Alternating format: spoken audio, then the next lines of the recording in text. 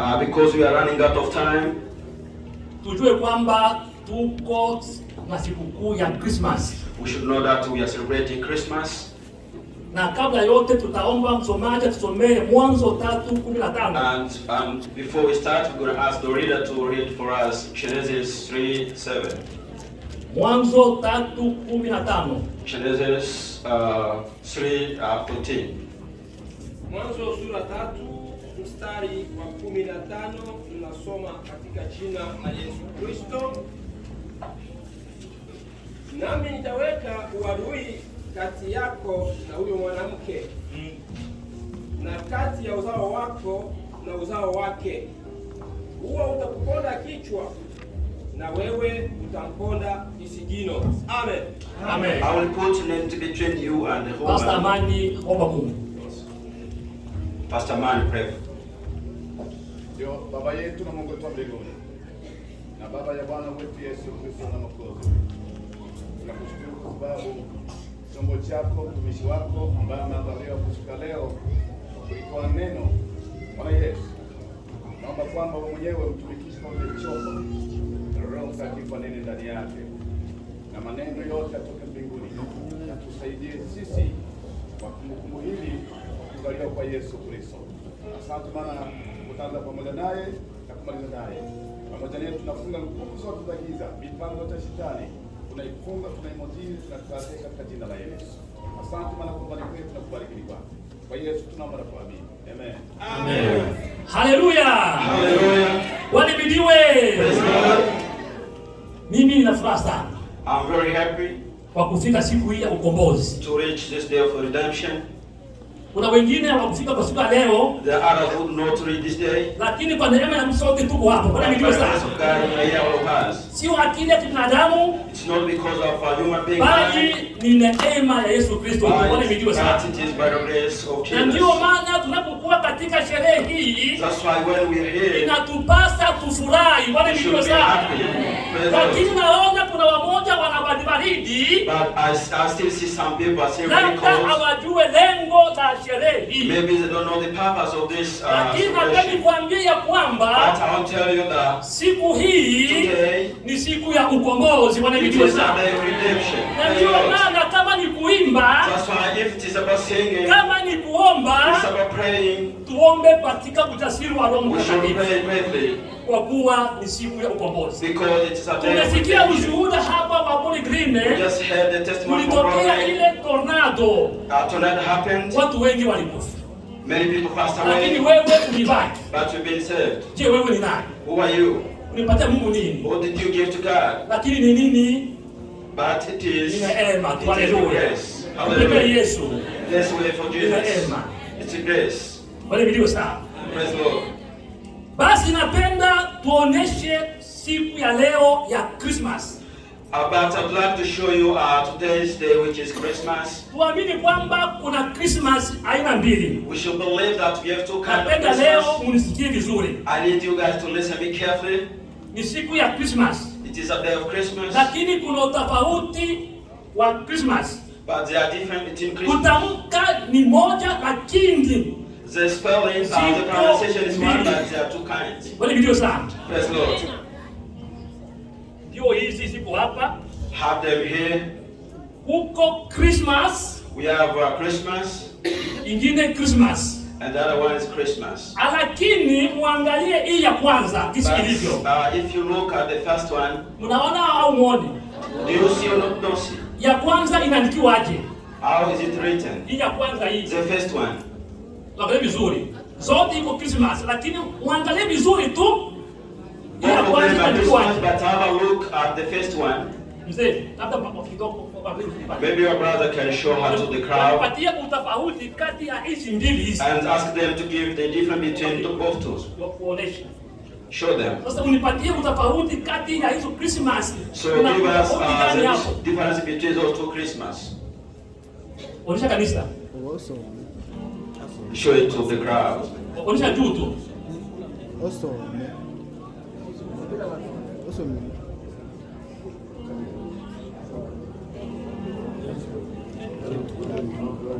Bwana Yesu asifiwe. Praise Lord. Au tia kamera Ya kwanza The first one ni Christmas. is Christmas. Christmas. Ya pili The second one ni Christe. is Christmas. Christmas. Christmas. Kwa kamera, watie kamera ili waangalie vizuri pale. So if you can put it in front of the camera. Wale miliwe sana. Yes, Lord. Mujue vizuri Christmas mbili ni Christmas. You should know that we have to have Christmas. And which kind of Christmas are we celebrating today?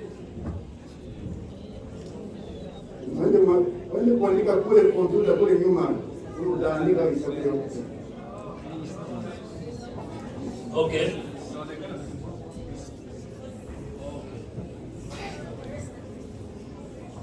Wale miliwe. Praise Lord.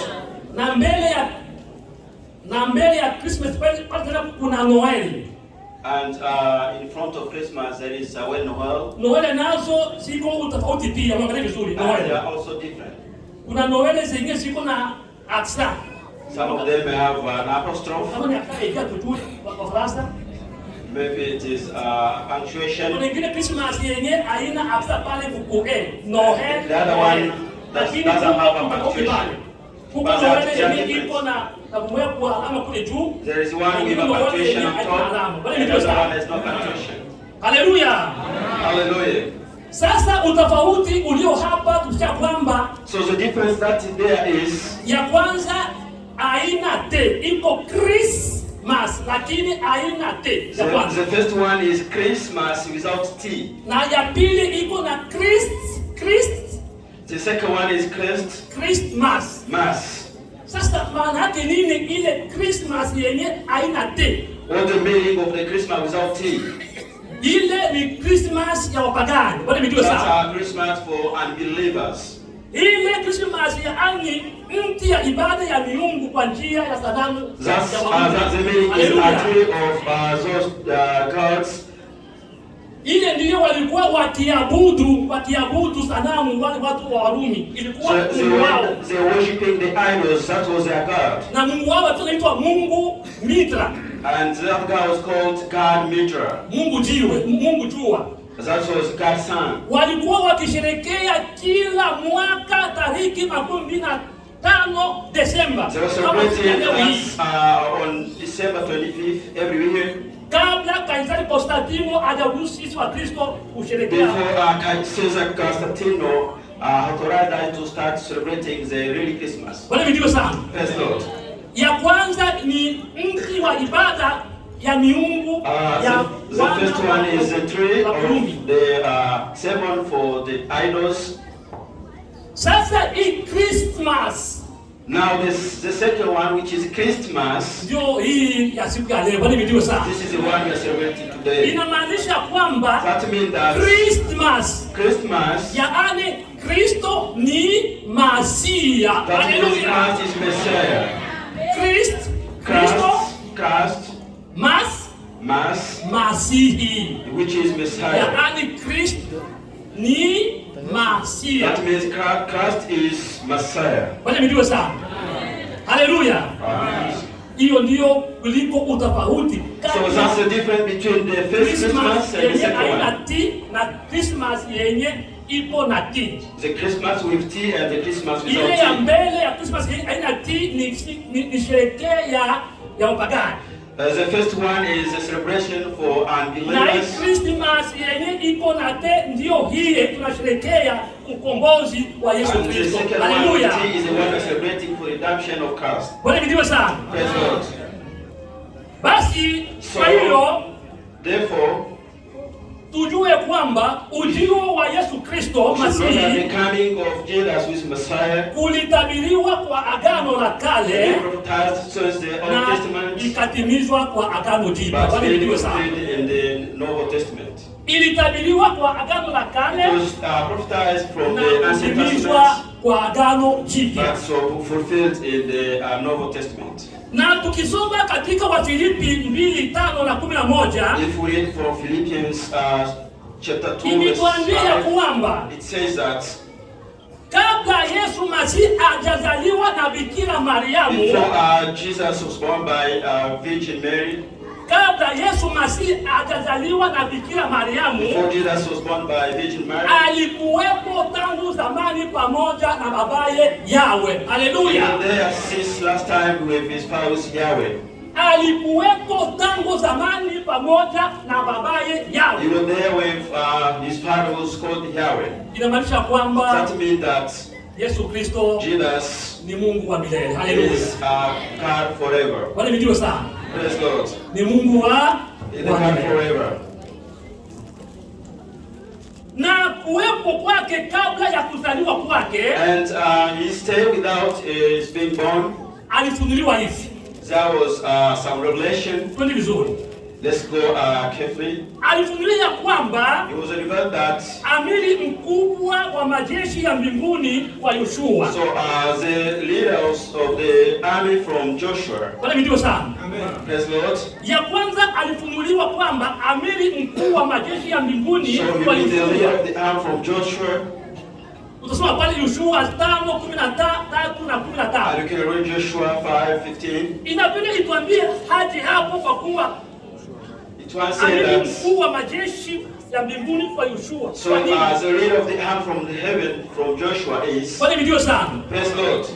Yoshua wakati alipoingia mjini Yeriko, Joshua when he went to Jericho. haleluya. Hallelujah. Haleluya. Hallelujah. Alipoingia katika mjini Yeriko, When he go to Jericho, mbele yake in front of him, akamuona mwanamume wa joka. so Haleluya. he saw serpents in front of him. Mwanamume yuko mbele yake. There was a man in Huyo front of him. mwanamume alipoona mbele yake, That man that is alimuona in yuko front of him na mpanga mikononi. with a machete in hand, Yoshua akaogopa. and Joshua got afraid Akasema wewe ni nani? and said, "Who are you?" Haleluya. Hallelujah. Akasema mimi ni amiri mkuu kutoka mbinguni. And he said, "I'm the leader of the army from Hallelujah. heaven." Hallelujah. Mimi ni amiri mkuu kutoka mbinguni. I'm the leader of the army from heaven. Yoshua tena akauliza, And Joshua asked him, je, wewe "Are you uko upande wetu au upande wa wadui? are you from our side or you are from the enemy side?"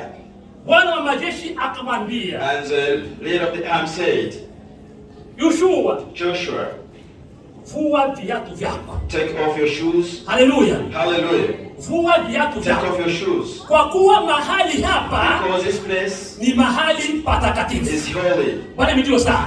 Praise Lord. Ni mahali This place is patakatifu. holy. Yule alikuwa Bwana wa majeshi. That was the Lord of the army from the heaven. Na ya pili, And the second one, alifunuliwa kama malaika wa Bwana na mlinzi wa taifa la so Israeli. you got Haleluya. a vision from the angel of Hallelujah. God, the protector of the Israel. Malaika wa Bwana The angel from the na heaven mlinzi wa taifa la Israeli. and the God of the Israel nation. Some pale Mwanzo 4:8. You can read Genesis 48 Kusoma 15 na 16. from 15 to 16.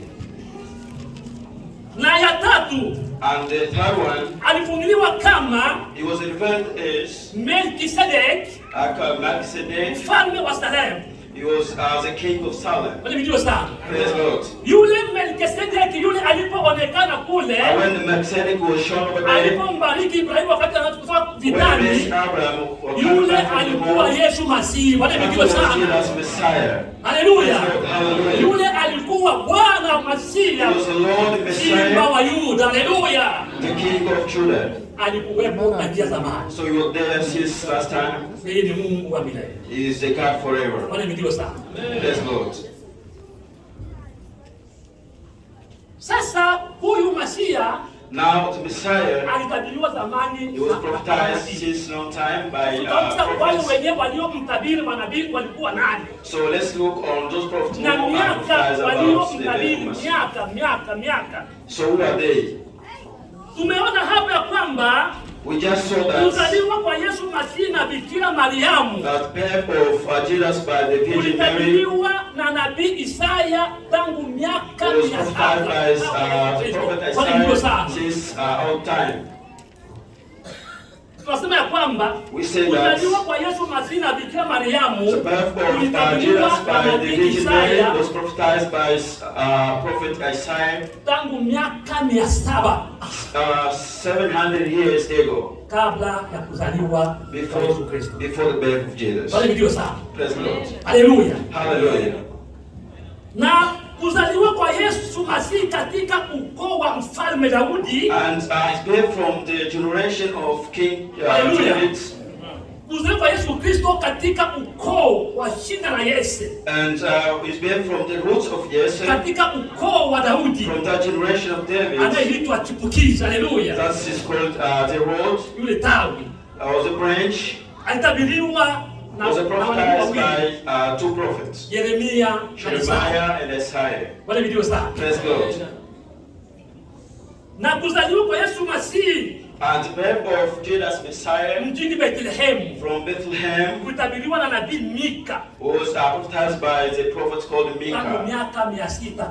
So, and that is 600 years before the birth of Jesus. Wale video sana. Praise God.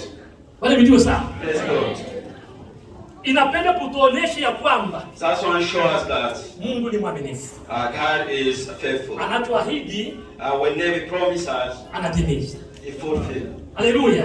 Hallelujah. Wanadamu ilikawia, for the human being it took too long, lakini kwa Mungu haikukawia. But for God it Haleluya. Hallelujah. Wale midiwe. Praise God. Sasa tuingie katika unabii sasa. Let's get into the prophecy. Tusomee Mwanzo pale 3:15 vizuri. Read Genesis 3:15. Tuingie sasa kwenye unabii. So we can get into prophecy. Mwanzo 3:15. Genesis 3. Utakuponda kichwa na utakuponda kisigino. Mwanzo sura 3 mstari wa 15. Haleluya. Ndio. Nami nitaweka uadui kati yako na huyo mwanamke. Na kati ya uzao wako na uzao wake. Ndio. Huwa utakuponda kichwa. Na wewe utamponda kisigino. Kisigino. Haleluya. Haleluya. Utakuponda kichwa. That will strike your head. Na wewe utamponda kisigino. And will strike his heel. Haleluya. Haleluya. Hapo tuna kwamba kuna mapambano ya kiroho. Spiritual battle. Kati ya uzao wa mwanamke between the offspring na uzao wa nyoka. Wale video sana. Hallelujah. Kuna mapambano ya kiroho. There is a spiritual battle kati ya uzao wa mwanamke, between this offspring of woman, yaani Yesu Kristo, which is Jesus, na uzao wa nyoka, and the offspring of ni Ibilisi pamoja na wafuasi wake. Wale video sana. Amen. Hallelujah. Inasema ya kwamba it says that utakuponda kichwa, it will strike your head, na wewe utamponda kisigino, and it will strike his heel. Huo ni unabii. That's a prophecy from wa ukombozi. Wale video sana. Of redemption. Praise Lord. Inapenda kusema namna gani pale? What does it mean to say? Inapenda kusema ya kwamba it means that Yesu atasulubiwa. Jesus will be crucified, atakuponda kichwa, and will strike your head. Yaani Yesu atasulubiwa. That means Jesus will be crucified. Na kusulubiwa kwake, yule Ibilisi atadhani kwamba ameweza. Haleluya. Ameweza. Lakini baada ya ufufuko wa Yesu Kristo atamponda kisigino. Haleluya. Haleluya. Wale midiwe sana. Haleluya. Atakuponda kichwa, yaani watamsulubisha. That means he will be crucified. Na baada ya kusulubiwa, atakufa na kufufuka. Na katika ufufuko wake atashinda mauti. Na kufufuka kwa Yesu Kristo na ndio ukombozi tulionao kwa siku ya leo. Barikiwe sana. Huo ni unabii wa kuzaliwa kwa Yesu Kristo. That's a prophecy of the birth of Jesus. Ni kwamba kuzaliwa kwa Yesu Kristo, that means the birth of Jesus, atakuja kubomoa nguvu za Shetani. He come to destroy the power of devil. Haleluya. Hallelujah. Atakuja kubomoa nguvu za Shetani. He come to destroy the power of devil. Shetani tena kwa tena nafasi ya kutuuzi kamwe. So he had to have it. Wakati alikuwa anatufunga minyororo, Yesu Kristo atakuja kutufungua katika minyororo ya huyo mwovu Shetani. Bali mjue sana. Haleluya. Hallelujah. Ule ni unabii wa ukombozi. That's a prophecy of redemption. Lengo ya Yesu Kristo kuja The purpose of him coming here ni kuja kukomboa is to redeem wale waliokuwa chini ya sheria, those who were behind the rules, ya dhambi, the rules of sin, wapate kuokolewa, so they can be ili wafanyike so they can be kuitwa wana wa nani? the sons of God. Wana wa nani?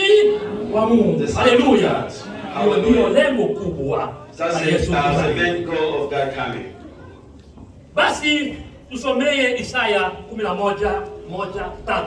So please read Isaiah Waangalie kipukizi. chapter 11 verse 1 up to 3. Isaya 11:1-3. Tunasoma katika jina la Yesu. Amen. Basi litatoka chipukizi katika shina la Yese, na tawi litakalotoka katika mizizi yake litazaa matunda mbili, na Roho ya Bwana atakaa juu yake, roho ya hekima na ufahamu, Ndio. roho ya shauri na uweza, roho ya maarifa na ya kumcha Bwana. 3. Na furaha yake itakuwa katika kumcha Bwana, Ndio. wala hata hukumu kwa kuyafuata ayaonayo kwa macho yake. Hapana. Wala hata onya kwa kuyafuata ayasikiayo kwa masikio yake. Amen. Amen.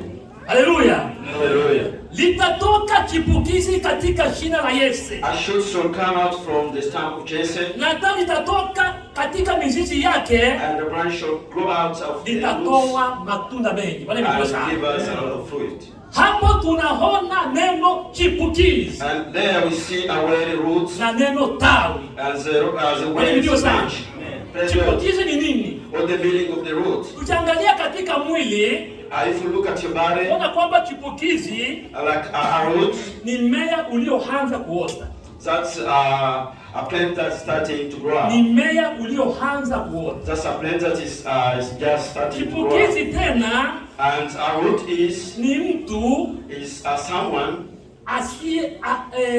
asiyekuwa na umri mkubwa. someone without enough years or age. So Yeah. someone who's young. Yeah. Yes. Okay. Wale video sana. Amen. Sasa katika kibembe So in wanasema Kibembe, vile pale. they say it's Kama wote well. ni boa ali manua mbesi. Wale video sana. They say it's a new king. Haleluya.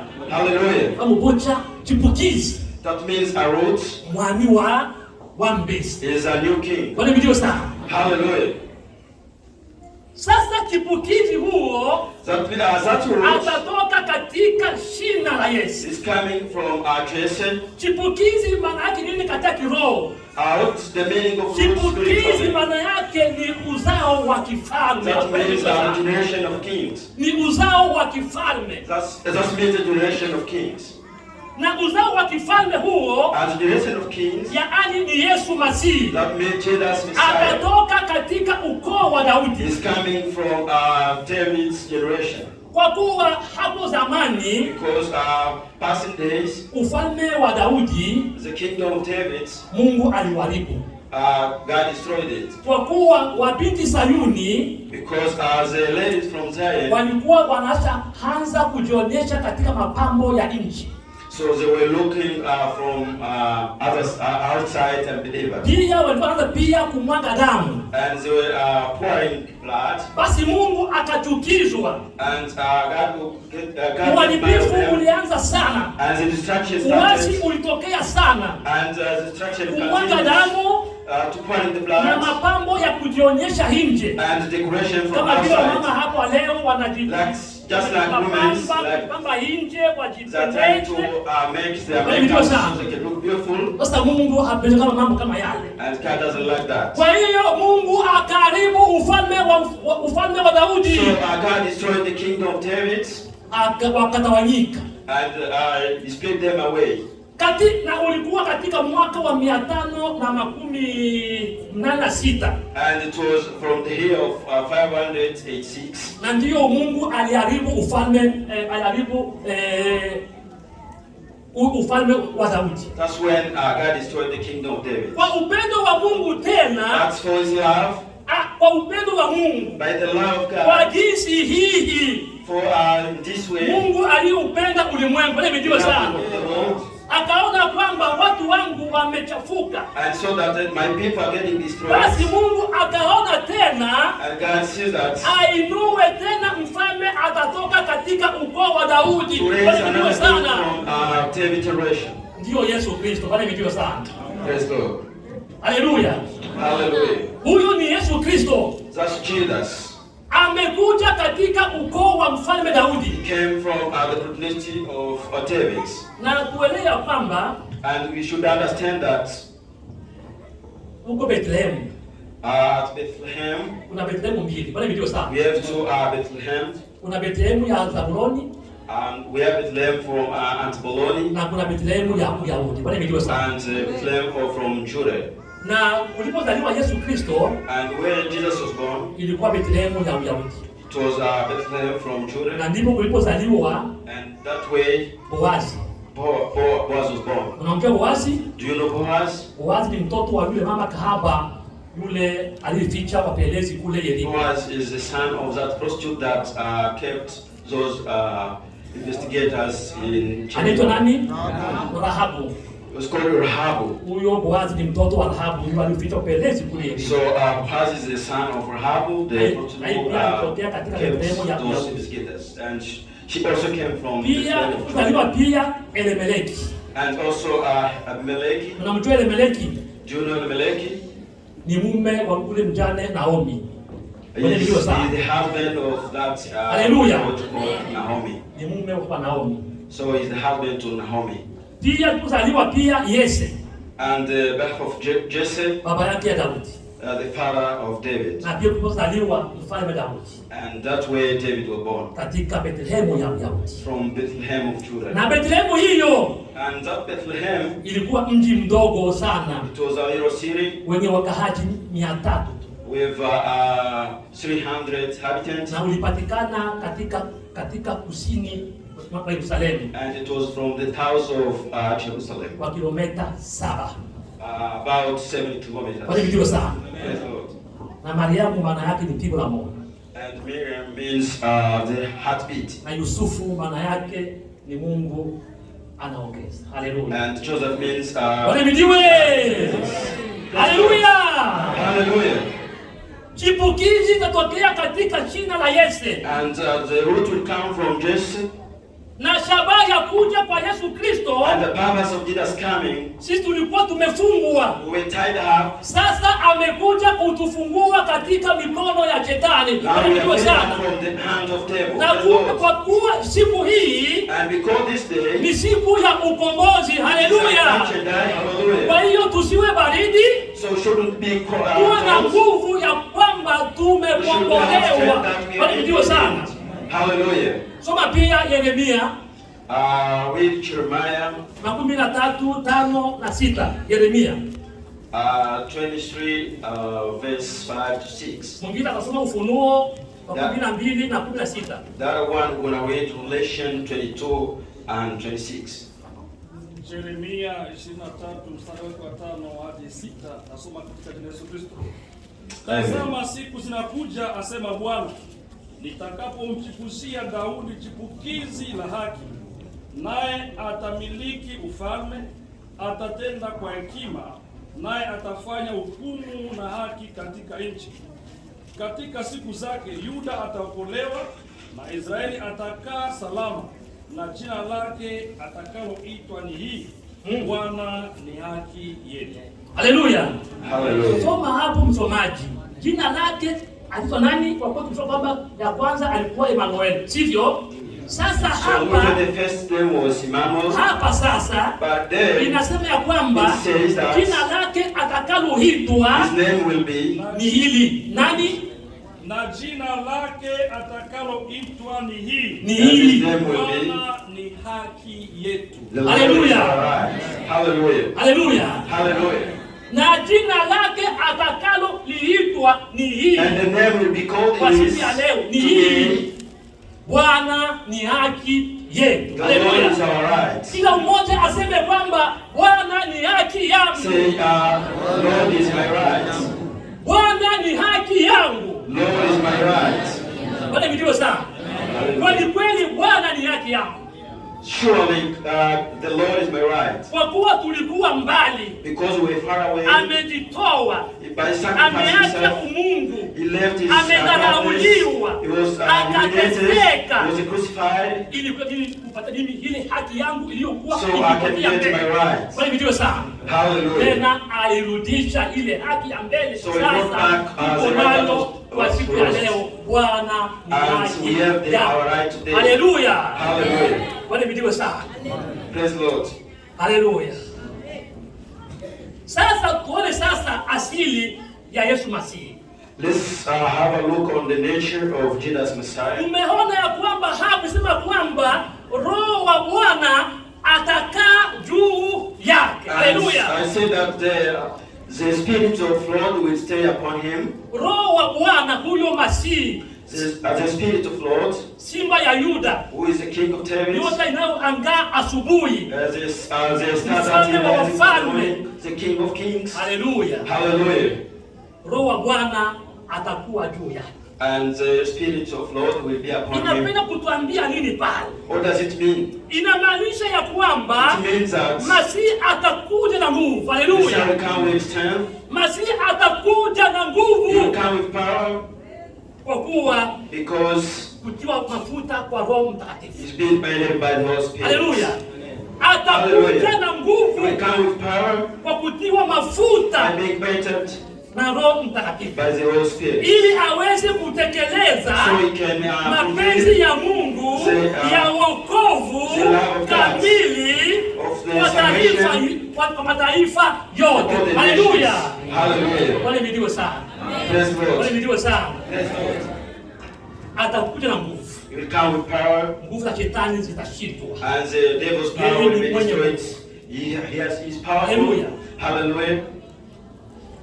Na ya pili, And the second one, roho ya hekima na ufahamu and the spirit of wisdom and knowledge itakuwa juu yake. will be upon him. Haleluya. Hallelujah. Roho ya hekima na ufahamu The spirit of itakuwa juu wisdom yake. and understanding will be upon him. Hekima Wisdom, yaani ni uwezo that means it is a power, na ujuzi a lot of knowledge wa kuwa that na maarifa to have that understanding na ufahamu. and knowledge. Wale vitu sana. Na hiyo hekima As that wisdom, ndiyo iliyokuwa nayo na mfalme Sulemani that all the King Solomon had, pamoja na Yesu Kristo. Wale vitu sana. and Jesus. Mkristo asipokuwa na hekima, A Christian without wisdom, huyo sio Mkristo. you are not a Christian. Mtumishi asipokuwa na hekima, A servant without huyo ni wisdom, mtumishi, ni kibarua tu. that is Ni a public mtumishi servant. kimwili, Is a servant lakini ndani public, sio but mtumishi. it is from the inside is not a servant. Kwa hiyo roho wa hekima na ufahamu ilikuwa juu yake. That means the spirit of wisdom and knowledge were upon him. Tumeona hapa tena roho ya shauri na uweza. Just mention that the spirit of counsel and power, Roho ya shauri na uweza ulikuwa juu yake. the spirit of counsel and power was upon him. Na ya nne, And the fourth one, sema kwamba roho ya kumcha Mungu. the spirit to fear God. Haleluya. Hallelujah. Na furaha yake itakuwa kumcha Mungu. And his happiness Hallelujah. is about fearing God. Wale vidiwe sana. Hallelujah. Haleluya. Hallelujah. Na furaha yake, And his happiness, furaha yake Masia, the happiness of furaha Messiah, yako wewe Your happiness itakuwa ya kumcha Mungu. is about to fear Bila God. Mungu, ndugu wapenzi, But God, maisha bila Mungu ni bure. life without God is nothing. Haleluya. Hallelujah. Na ukisoma katika Mithali 1:7 If you read Proverbs chapter 1 inasema verse 7, kwamba it says, kumcha Bwana It says that fearing ni God chanzo cha maarifa, is a source of wisdom. bali wapumbavu But stupid people udharau neglect na adabu. Wale ndio sasa. And discipline. Sasa But here, kwa kumpokea huyu Masihi, to receive the Messiah, inabidi wewe Mkristo uliye hapa, you as a Christian, inabidi wewe mtumishi mwenzangu uliye you hapa, are servants present here. inabidi hivi vitu vitano So those 5 viwe things, ndani mwako. Wale ndio sasa. Ya kwanza, wewe mtumishi, wewe Mkristo, you as a servant ni kwamba the first thing is Roho Mtakatifu akae ndani mwako. Wale ndio sasa. should be inside you. Roho Mtakatifu akae ndani mwako. The Holy Spirit should stay inside you. Kwa kumpokea huyo Yesu Masihi, kuzaliwa So ndani ya moyo wako, inakupasa wewe, inatakiwa wewe, hiyo ni shuti ya Mkristo, That's a requirement as a Christian. Roho Mtakatifu The Holy Spirit akae ndani should stay mwako. inside you. Wale ndio sana. Praise Lord. Ya Roho Mtakatifu, ndugu wapenzi, Without the Holy Spirit, hawezi weza kutumika kazi ya Bwana. you can't serve in the God ministry. Haleluya. Hallelujah. Na ndio ilikuwa ndani ya Masia hiyo. That's what the Spirit inside Na Messiah. ndio maana Yesu Masihi aliweza yote. That's why Jesus Messiah. Wale ndio sana. Praise Lord. Na ya pili, And the second requirement is, sisi wa Kristo na watumishi as a Christians and tuwe servants, na roho ya hekima na ufahamu. we should have the spirit of Wale ndio wisdom sana. and knowledge.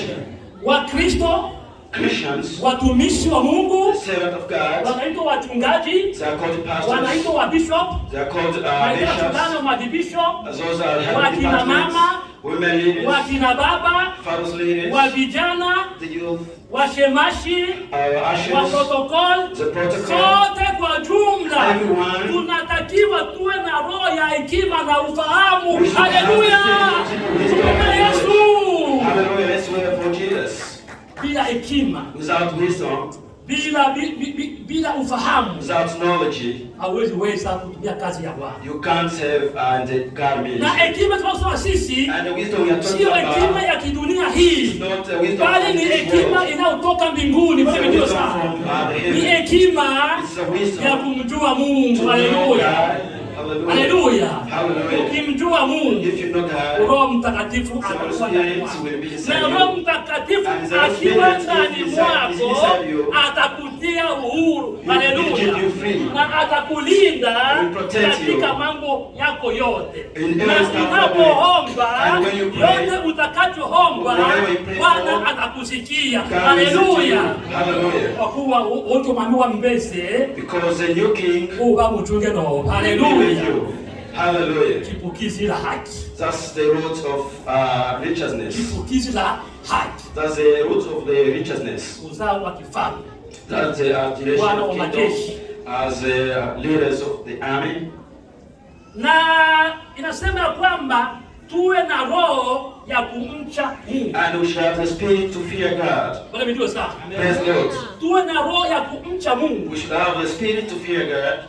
Tusiangalie mambo mengine. Don't look for other stuff. Inabidi tufanye bidii kumcha Mungu. We should work hard to have fear of God. Kumcha Mungu ni jambo kubwa sana. So to fear God is a very important thing. Ukipenda kuwa na maarifa, If you want to have knowledge, ukipenda kuwa na ufahamu, if you want to have ukipenda knowledge, kuwa na if you hekima, want to have wisdom, umche Mungu. you should have fear Bwana of ndio God. sana. Kumcha Mungu ni vyote So fearing God is everything na juu ya vyote. and above everything. Kumcha Mungu, To fear God, Roho Mtakatifu atakuwa ndani mwako. the Holy Spirit will be in you. Kumcha Mungu, To fear roho God, ya hekima na ufahamu atakuwa ndani mwako. as the spirit of Kumcha wisdom and Mungu, knowledge will be inside roho ya you, maarifa atakuwa ndani mwako. and the spirit of knowledge will also be Bwana inside ndio you. sana. Hallelujah. Ukikosa hivyo vitu vitano Mkristo, So if you don't have those 5 things, utafanya miaka you kanisani, spend years in vizazi church, vinaenda, vizazi generation virudi, going, generation utakuwa coming, mtupu. Bwana ndio you will sana. be empty. Lakini hivi vitu vikiwa ndani mwako, But if you have those things inside you, na amini I kwamba believe that utapata ushindi. You'll be successful. Huyo mwana akiwa ndani ya moyo wako, because if the son is inside your heart, utakuwa na ushindi. You'll be successful. Kwa kuwa hivi vitu vitano hivi, because those 5 things, na ndivyo alivyokuwa navyo Yesu Kristo.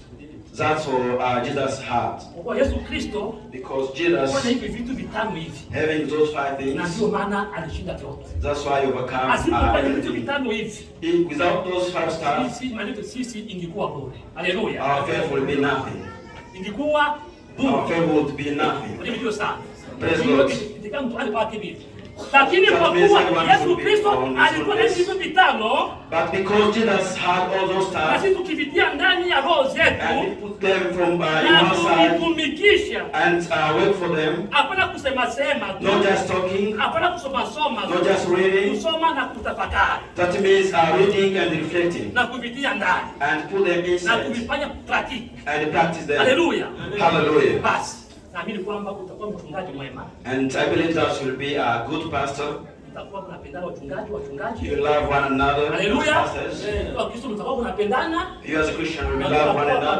And will be wale ndio sawa. Unity. Kwa vitu hivi, because those stuff viko ndani ya kila mmoja. Ukiwa na vitu hivi, if you have all those magombano haitakuwa kati yetu. Haleluya. Tukiwa na vitu hivi, tutapendana. Tukiwa na vitu hivi, tutakuwa na ushirika mtakatifu. Haleluya. Hallelujah. Wale ndio sana. Praise the Lord. Basi so tumalizie. Let's conclude by soma kitabu cha Joshua. You can read Joshua 5:3 chapter 5 tumalizie verse 14 to 15 tumalizie to finish. Joshua 5:3 Joshua chapter 5 15 Joshua 10 Joshua chapter 5 Joshua 5 and 14 to 15. Aya 15. Tunasoma katika jina la Yesu. Ndio. Amen. Hekima. Heshima. Bado. Joshua 5:3.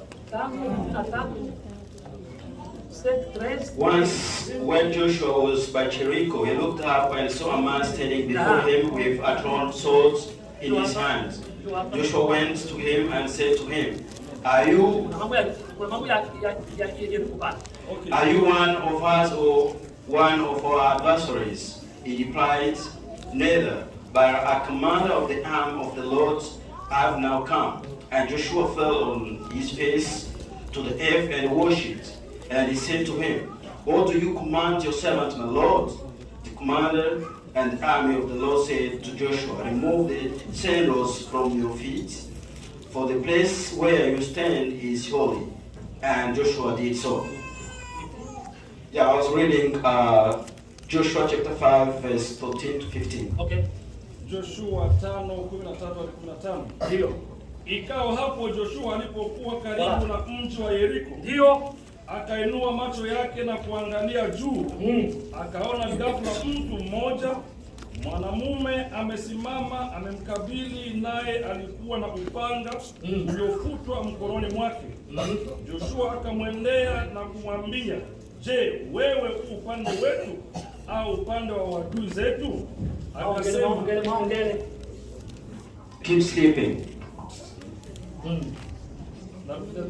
Joshua akamwambia, Je, wewe upande wetu au upande wa adui zetu?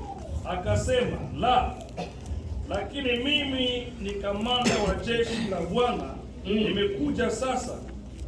Joshua akainama chini hadi nchi, akasujudu, akamuuliza, Bwana wangu aniambia nini mimi mtumishi wake? 15. Hivyo kamanda wa jeshi la Bwana akamwambia Yoshua, vua viatu vyako miguuni mwako, Kwa kuwa mahali hapa usimamapo ni patakatifu. Joshua akafanya hivyo. Joshua akafanya hivyo. Joshua did so. Bwana ndio sana. Praise Lord. Hapo tunalenga kuvua viatu tu. So we target about removing your sandals. Bwana ndio sana. Praise Lord. Bwana wa majeshi akamwambia Yoshua, As the commander of the army said, mimi ni amiri mkubwa kutoka mbinguni. I'm the commander of the Lord from Bwana wa heaven. majeshi. I'm the Lord of the Kwa army. hiyo nakwambia ya kwamba uvue viatu vyako. And I'm commanding you to remove your sandals. Kwa kuwa mahali hapa tulipo hapa, Because this place, mahali hapa tulipo sisi hapa, so because this place, hapa tulipo hapa here we ni have, mahali patakatifu. is holy. Kwa hiyo uvue viatu vyako. So you should remove your sandals. Tunapenda kusema kuvua viatu. Bwana ndio We sana. don't say about removing your sandals. Bwana wa majeshi akamwambia Yoshua, wewe kulikaribia, So the commander said, for you to come close to wewe me, kulikaribia mimi Bwana wa for majeshi, you to come close to me at the commander, inabidi kwanza uvue viatu vyako. you should Bwana remove ndio your sana. sandals. Kwa kuwa mahali hapa, Because this place, yaani mahali palipo Yesu Kristo, that means the place that yaani Jesus mahali stays, palipo mfalme huyo jina la Yese, the way that king stays, ni mahali patakatifu. is holy. Kwa kuwa hauwezi kunikaribia mimi mtakatifu Because you can't come close to me as katika a hali ya holy uchafu. while you are Ya there. kwanza uvue The viatu first vyako. thing to do is to remove Bwana your ndio sandals. sana. Praise Lord. Anapenda kutuambia kwamba You want to tell us kwa that sisi wa Kristo, as a kwa Christian, kumpokea Yesu Masihi, to receive Jesus as inabidi Messiah, tuvue viatu we should vyetu. remove our Bwana ndio sandals. sana. Praise Lord. Yaani tutubu dhambi zetu. That Bwana we ndio want to sana. repent our sins. Haleluya. Hallelujah. Hawezi kumpokea Yesu, You can receive Jesus. hawezi kumkaribia You have to be Yesu close to Jesus katika hali ya uchafu. while you are there. Inabidi, So you inakupasa have to- you wewe must- unayenisikia you must katika listen to me mkutano huu, from this katika convention, Krismasi hii from this tuliyo Christmas nayo, that we wewe have, kumpokea Yesu, receive Jesus. inabidi ufungue moyo wako. You should open Na your heart kufungua moyo and wako, open your heart. inabidi ujitakase. You should Haleluya! repent your sins. Hallelujah. Bila utakaso, Without repentance, mwenzangu, utatoka hapa bure. you will get out here. Kama ulikuja na nia ya marandevu hapa, If you came in just because of appointments, utatoka you bure. will go out empty. Kama ulikuja nenda kuangalia mmoja, If you came into the utatoka na room for mmoja system wako room, vivyo and hivyo. you will go out Kama with the ulikuja na system room. nia ingine ya kulinda watu If you usiku, came here to naamini kwamba catch people, utatoka utupu. you will go out empty. Lakini But na kushauria kwa siku ya leo, kwa sasa hivi, kwa leo hii na wakati huu, from this time, uvue viatu vyako. you should remove your sandals. Tosha dhambi zako. Remove your sins. Tosha uovu wako. Remove your Tengana na sins. watu wabaya. So get Kama rid ni of mambo ya people. ulevi If uko you are nayo, drunk, kama ulikuja nayo, If you are nakwambia mapema, So kabla tell me huyo before mwana that hajazaliwa, son, huyo is mwana born. atakaribia wewe, So, inabidi onana na mwenzako pale, mutengeneze. Meet your friends. Hallelujah. Hallelujah. You can consent your Kwa conflict. kuwa huyo mwana Because that son ni mtakatifu, is holy. anaitwa He's called kuhani mkuu, as a high priest. anaitwa Bwana ndiye haki. And it's called the Lord is our right. Haleluya. Hallelujah. Inabidi kwa siku ya leo hii, So today, haiko kesho, not tomorrow, haiko saa ingine, not kwa the next sasa time. hivi, kwa sasa hivi, From now, utupe mambo yako yote. you should get rid of all your bad Na stuff. amini ya kwamba And I believe katika that mkutano huu, from this katika assembly, mkutano huu, from this kuna assembly, wamoja wamekuja katika mambo ya uchafu, some people came here wamoja with daily wamekuja stuff. katika nia ingine ya They uchafu. came with bad Lakini purposes. Roho But Mtakatifu the Holy Spirit, anasema he says, nikwambia kwamba to tell you that ukimdharau if ya you kuwa neglect him, huyo ni msafiri, huyo because, ni he's a mtu traveler, fulani, lakini sio mimi, una mimi katika kiroho. Bali so you should be less spiritually. Praise nakwambia God. kwamba I'm telling sina you that woga kwa kuwa I'm not neno la afraid Mungu ni because kisasi. Haleluya. the word of God is power. Hatuna woga. We are not afraid. Tunaingia mbinguni bali We are going to heaven. Haleluya. Hallelujah. Kwetu ni mbinguni. Our place is in mbinguni heaven. kwetu, And our place to heaven. haleluya. Hallelujah. Kuingia watakatifu. Only the word of your day. Huyo Hallelujah. Yesu Jesus anakupenda. love you, anakupenda. loves you. Hapendi mtu yeyote Doesn't like apotee, anyone to bali afikirie toba. so you want to go to repentance, so you can be saved, so you can be to the Father. Siku zinakuja za hatari. Our days are coming to the day. Ungali katika mambo kama hayo. You're still doing your bad stuff. Unawazaje? What are you thinking? Utaenda wapi? Where are you going? Mambo ya ukahaba ungali nayo. You're still doing prostitution. You're still drinking Mambo ya alcohol. kutengenya ungali nayo. You're still talking bad about people. You still have a lot of people. Naenda kwa Christmas. But you come here that I'm going to the Christmas. But you still have your bad stuff. Wewe unakuja kwa Christmas. Are you coming to Christmas or Christmas ile yenye haina tena? Oh, you are coming to the Christmas without Hallelujah. Hallelujah. Ndio sana. Praise Lord. I'm warning you Kwa siku ya leo hii, today, kwa sasa hivi, from now, utengeneze maisha yako. you should repent Ili huyo mwana, so that son, huyo mzao wa ufalme, so that the nation from the king ili azaliwe ndani mwako. can be born from your side. Praise Lord. Malizia Ufunuo 3:5-6 tumalizie. Please read Revelation chapter 5. Hallelujah. Ufunuo 3:5-6. Revelation chapter 3, verse 5-6. Hallelujah. Hallelujah. Ufunuo 3. Revelation chapter 3. Ufunuo 3:5. Tunasoma Ufunuo 3:5. Amen. Yeye ashindaye atavikwa hivyo mavazi meupe. Ufunuo 3:5-6. Yes. Ya. Ufunuo 3:5. Yeye ashindaye atavikwa hivyo mavazi meupe, wala sitalifuta kamwe jina lake katika kitabu cha uzima, nami nitalikiri jina lake mbele za Baba yangu na mbele ya malaika zake. Yeye aliye na sikio na alisikie neno hili ambalo Roho aiambia makanisa. Amen.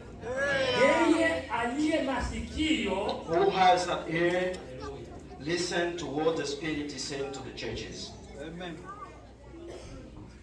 Yeye aliye na sikio, Who has an ear, asikie anawaambia nani? listen to what the Spirit is saying to the churches. Ndio sana. Amen. Aliye na sikio, With the ear, haleluya. hallelujah, Asikie haya mambo haya. to listen these words. Roho Mtakatifu anawaambia wewe na mimi. The Spirit is Ya kwamba It says that unapompokea Yesu Kristo moyoni mwako when you receive Jesus in your na heart kutubu dhambi and zako, repent your jina sins, lako your name linafutwa katika kitabu cha hukumu will be deleted from the book of na judgment kuandikwa katika kitabu cha uzima wa mbinguni. and Haleluya. written to the book of eternal life. Praise God. Unapompokea Yesu Kristo, When you receive Jesus, jina lako wewe mwenye dhambi you are as a sinner linavutwa katika kitabu will cha be deleted hukumu from the book of na judgment linaandikwa katika kitabu cha and will uzima. be written to the book Bwana of ndiwe sana. eternal life. Bwana ndiwe sana. Praise God. Kumpokea Yesu Kristo ndugu wapenzi, To receive Jesus sio in our kusema times. tu. Sio kusema It's tu. not just talking. Tumpokee katika roho na We kweli. should receive him Roho na nini? Na kweli. Bwana ndiwe sana. Hata ulikuwa na dhambi ya namna gani, even if you had ukitubu dhambi zako, if you repent your sins, Yesu atakuwa ndani mwako. Jesus will be in Na you. Yesu Masihi akiwa ndani And when Jesus mwako, Messiah is ile inside you, dhambi yako ya ulevi, ile dhambi yako ya usharati, ile dhambi yako ya kutetana, ile dhambi yako ya tamaa ya dunia of lust, itafutwa. Haleluya, itatoshwa, itatupwa mbali. Sasa kwa sababu kiumbe kipi, and you will be a new creature. sasa jina lako And now your name litaandikwa katika kitabu cha uhai. will be Haleluya. written from the book of eternal life in heaven. Msafiri Heradi And mwana wangu, Msafiri Heradi, haleluya, my beloved son. taka etumbura Takatumbula, jina langu mwana wangu mpendwa. my beloved son. mwile wa fulani. That name. Haleluya. Hallelujah. Pepe Yesu. Pray for Jesus. Wale ndio sana. Haleluya. Wao wanataka sasa hali. Someone is laughing. Haleluya. Hallelujah. Jina lako likiandikwa katika kitabu cha uzima. If your name is written from the book of eternal life, Ubulembeka aloma. you will be the Wale conqueror. ndio sana. Hallelujah. Ubulembeka. You will be the conqueror. Jina lako la Ramadhani tu likiandikwa katika kitabu cha uzima. If your name Ramazan is Hallelujah. written in the book of eternal life, Wale ndio sana. praise the Lord. Tufanye nguvu wapenzi. You should work hard. Kila mtu atoke hapa, Everyone should live here. ile dhambi zako zile Your sins ifutwe katika hukumu, should be removed from the ili judgment. iandikwe katika orodha ya wengine wenzako watakatifu, Should can be written from the list of the holy. ili Yesu Kristo azaliwe ndani. So Jesus can be born inside you. Basi kwa kumalizia sasa, So to conclude, soma Mathayo 16, 14 na 12. you can read Matthew chapter 26, verse 24. Haleluya. Mathayo 16, Matthew chapter 11 na 12. Tuanzie pale. 26, 41 to 46. Some people are murmuring that I took too long. That's why we are here. Praise God. That's why we are here.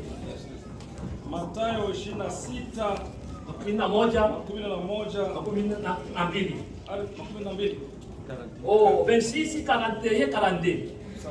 26, 41 to 42. Kesheni muombe msije mkaingia majaribuni. Roho iko radhi lakini mwili ni dhaifu. Ngapi hapo? 40. Mathayo combien? 26 40 na 40. Okay, sawa. 40. Akaenda tena mara ya pili akaomba akisema, Baba yangu, ikiwa haiwezekani kikombe hiki kiniondokee nisipokunywa, mapenzi yako yatimizwe. Amen. Naona hiyo sio hapo kidogo. Huko kwangu kumeandikwa ya kwamba wale vidiwa sana. Amen. Mathayo 26:41 huko kwangu hadi Biblia yangu ni hadithi bado. 26. Alikuwa anasoma 24. Ah, sio 24 eh? Ah, soma pale 26 basi.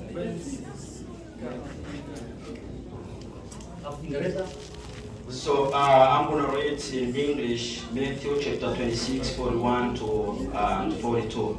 The Bible says,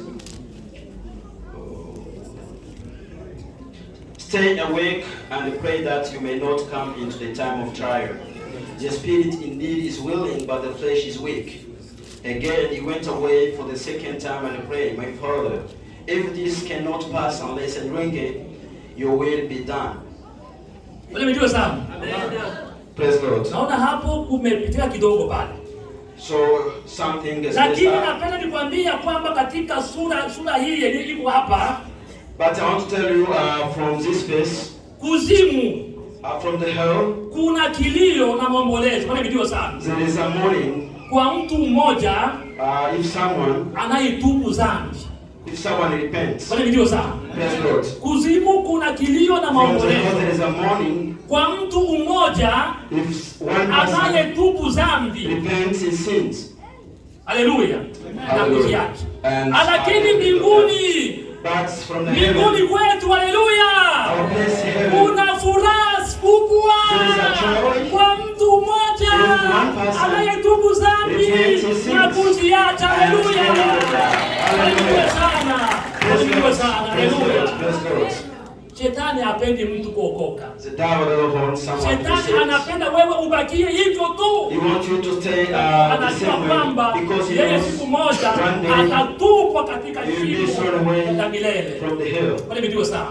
Yes, Lakini Lord. nakwambia kwamba But I'm telling you that usinaswe na huyo don't be shetani. catch by the devil. Tubu dhambi zako Repent your na sins kuziacha. and Yesu drink them. Kristo atakuwa ndani mwako. So Jesus Haleluya. will be in you. Na akiwa ndani Hallelujah. mwako, And if he's in you, mbinguni in the huko heaven, malaika the angels watafurahi will be kuona happy. mtu wetu And will be happy to see mtakatifu you. amekuja The kwetu. Haleluya. So he's coming to us. Shangwe Hallelujah. kubwa sana. And it will be Haleluya sana. a big pleasure. Basi So, wandugu wapenzi, my beloved ones, tumesema ya kwamba we say that atakayezaliwa the one who is to be born anaitwa ni chipukizi, is called the root, ni mfalme wa falme, is the King of Kings, na huyo mfalme and that King atakuja, will come, ataingia he will enter kwa wale wenyewe watampokea. for those who Na are wale ready to wenyewe receive him, watampokea and those who receive ni him wale wanaotengeneza mioyo yao, are those who are repenting ni their wale hearts, wanaotia mioyo yao wazi, those who open ni their wale hearts, wanaotubu dhambi zao. those who repent their sins, Hao ndio those are the watampokea people Yesu, who are going to na receive Yesu Jesus, atakuwa ndani mwao. and Jesus will Wale be ndio in sawa. them. Praise the Lord. Basi manabii zote zitabiriwa And all the prophets have been na prophesied, manabii na unabii wote ulitimilika. and all the prophecy was fulfilled. Haleluya. Hallelujah. Kilicho hapo sasa, What is there? wewe na mimi sasa nakuuliza, You and I am asking you, uko tayari kumpokea Yesu? are you ready to receive Jesus? Ni wangapi? How many people are ready to receive Jesus? Haleluya. Hallelujah. Haleluya. Hallelujah. Wale ndio sana. Praise Lord. Basi naamini kwamba So I believe that katika ibada ya jioni from the evening sermon, nasema kila mtu everyone ataingia katika hali ya utakaso. will come here with holiness. Kutoka hapa tu, When we live here, kutoka hapa tu, when we live here, mimi sitaita mtu mbele, hapana. I'm not calling you up front. Najua kwamba kuna mmoja walikuja Nyarugusu, I know some people came back from hawako pamoja They were not together mpaka hivi, until now. wanaingia They kanisani get to church. wako na chuki. They still have hatred. Ile ya gani ile? And that's it. Hapa Amerika. Sasa Sasa nakwambia kwamba wewe uliokuwa na chuki na yule fulani yule, wewe uliye hapa, wewe kutoka hapa katika ibada la kanisa hili, uende umuone, kwa nini ndio sasa. Na kama hayuko hapa, kama iko New York, kama iko Tennessee, akufika hapa, itie simu ili mtengeneze, wewe ndio sasa. Na kama ulikuja na deni kwa mashopping, watu wengi wamekupa deni, utakopa ile faranga, kuna wamoja mpaka hivi ile madeni hawajalipa. Haleluya! Bwana anasema ya kwamba kwa kumpokea Yesu, kama haujalipa ile deni, Yesu Kristo hatakuwa ndani mwako. Haleluya!